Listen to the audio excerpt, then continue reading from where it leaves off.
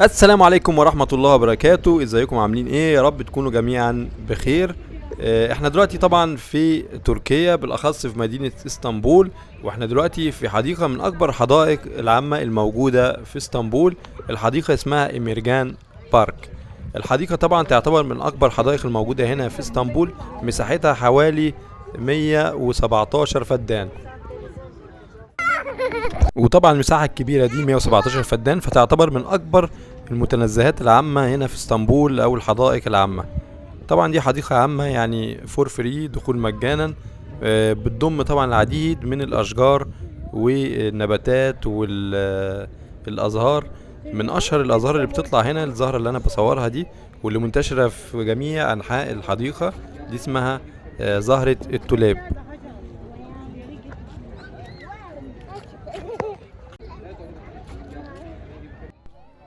يلا بقى مع بعض ناخد كده جولة في المتنزه الجميل ده، متنزه اميرجان بارك.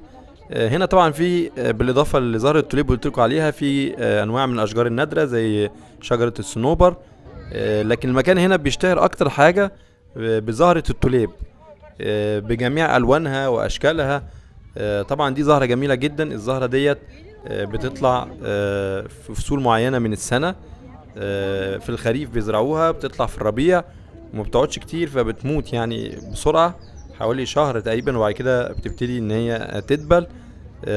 عشان كده هتلاقوا احنا يعني في نهايتها تقريبا. احنا دلوقتي موجودين في البارك هنا، النهايات بتاعتها، فبعض الزهور كده اللي انا بصورها هتحسوا ان هي ابتدت تدبل شوية.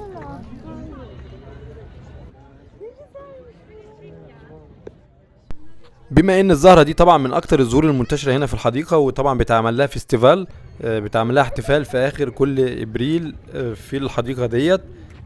تعالوا نتعرف شوية على زهرة التوليب. زهرة التوليب طبعا هي احجامها بتصل من 10 سنتي، يعني بتروح من 10 سنتي ل 60 سنتي. وفيها طبعا ورقتين واكتر، يعني ممكن تلاقوا زهرة فيها ورقتين، وفي زهرة 3 4 وهكذا، ما بتتعداش ال 12 ورقة. بالنسبة لألوانها طبعا هي ألوانها خلابة جدا وألوانها جميلة جدا. ألوانها كتير: أحمر، أصفر، بنفسجي، أسود. وفي بعض الأزهار بتظهر بكذا لون، يعني ممكن تغير لونها من لون للون، تلاقيها تظهر بلونين. بالنسبة بقى للتسمية، ترجع التسمية يعني أصل التسمية تركي، لأن هي أصلا الزهرة دي كانت منتشرة زراعتها بين الأتراك، وجاية من كلمة تركية اسمها تولبند. تولبند. طبعا الاتراك اشتهروا بزراعتها، وهي بتعبر عن الرومانسية. في طبعا دول اوروبية بتزرعها، مشهورة بزراعتها جدا، زي هولندا. هولندا تعتبر من اكبر الدول المشهورة بزراعة الزهرة ديت، وبتصدر منها كمان.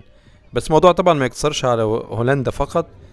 في دول كتير برضو بتزرعها، زي الصين، تونس، المغرب، ايران، اليابان. كل دول فيهم برضو نفس الزهرة.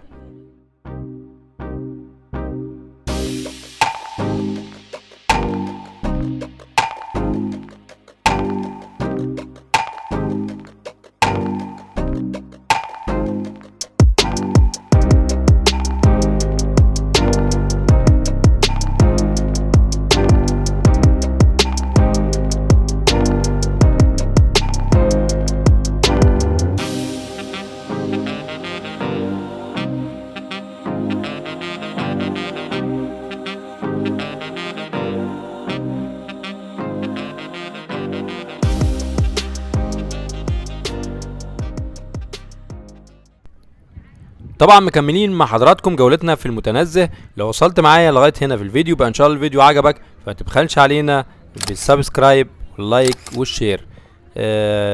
هكمل الجوله، بس الليله عايزه تتصور عند العربيه دي، فهنروح نصورها كده ونكمل جولتنا معاكم ان شاء الله.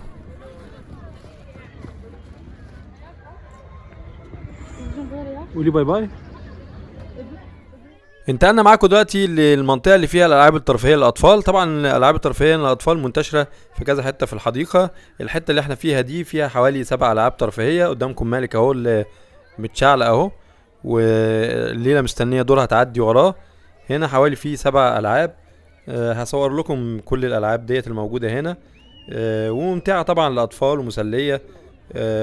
كل الناس بتيجي هنا طبعا، لان اغلبيه الناس بتيجي دي معاها اطفال وكده، فبيجوا طبعا على المنطقه دي الترفيهيه، يسيبوا الاطفال يلعبوا براحتهم شويه، وبعد كده بيكملوا جولتهم في الحديقه.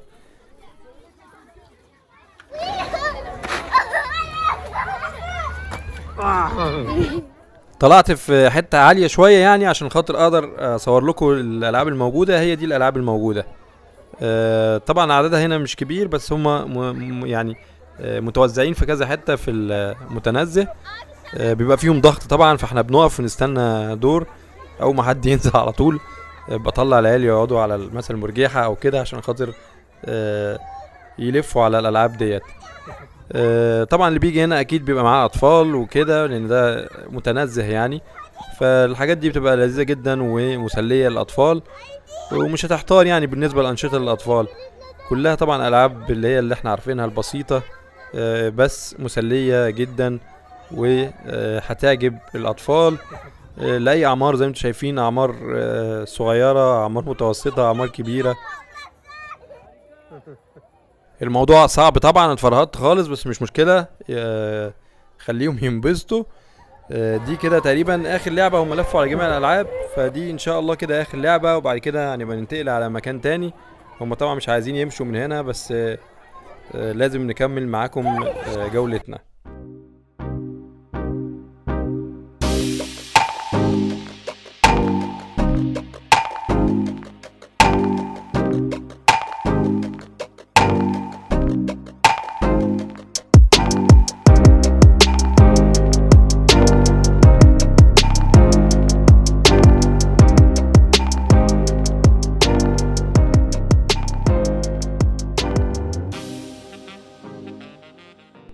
بالنسبة طبعا للموقع، فين المكان ده بالظبط او المتنزه ده؟ اميرجان بارك ده على خليج البوسفور، جنب الكوبري التاني في منطقة اسمها سارير. جنب الكوبري التاني هنا. طبعا زي ما انتم عارفين في قارتين، اسيا واوروبا، بيربط بينهم حوالي 3 كباري. هنا في اسطنبول في الكوبري اللي هو المعروف قوي دوت، اللي هو بيطلع في المسلسلات وكده، اللي متابع مسلسلات تركي. وفي الكوبري التاني هو الفوق شوية، هو ده اللي عنده المتنزه ده، إميرجان بارك. طبعا هي تطل مباشرة على خليج البوسفور. واللي ما يعرفش خليج البوسفور ده اللي بيربط البحر الاسود ببحر مرمرة، بتمر فيه سفن كتيرة طبعا، تجارية حربية وما الى ذلك.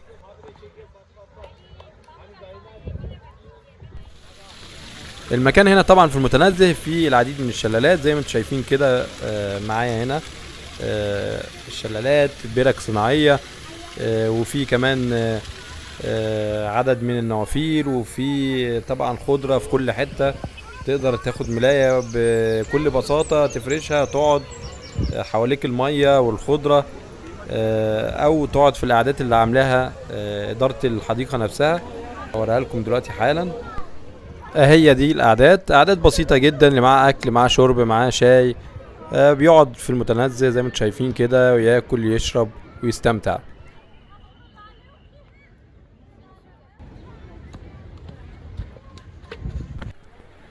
ودلوقتي احنا وصلنا كده يعني على هضبة عالية، طلعنا لفوق للمكان ده اللي فيه النافورة اللي حضراتكم شايفينها دي.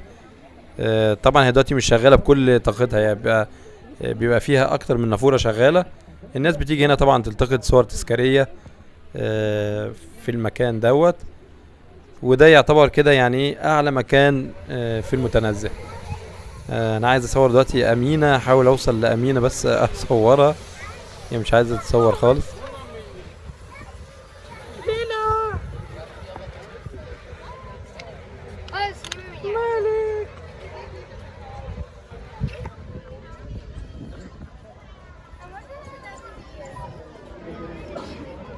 انزلي. موزة. لا مش هتقعي، ما تخافيش.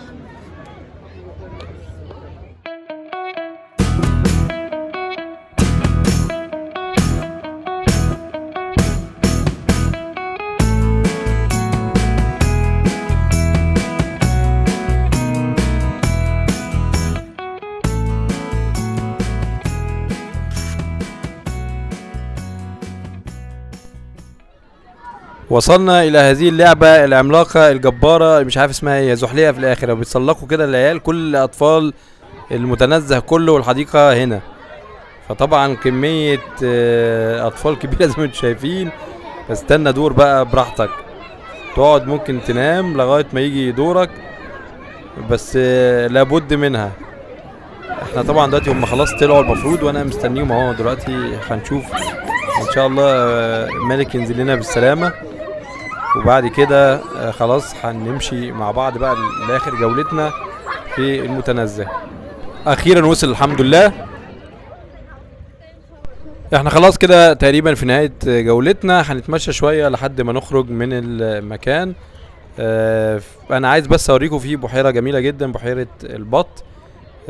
بس بدور عليها، يعني دماغي لفت كده ان احنا طبعا شمال يمين فوق تحت اتلخبطنا، مش عارفين دلوقتي البحيرة فين. هنحاول ان شاء الله نلاقيها كده معاكم في الطريق، واختم بيها جولتنا النهارده. احنا كده ان شاء الله كده تقريبا يعني ماشيين في الاتجاه الصح لبحيرة البط اللي انا عايز اوريها لكم، واختم بيها الفيديو بتاع النهارده ان شاء الله. قريب هنكون عندها باذن الله.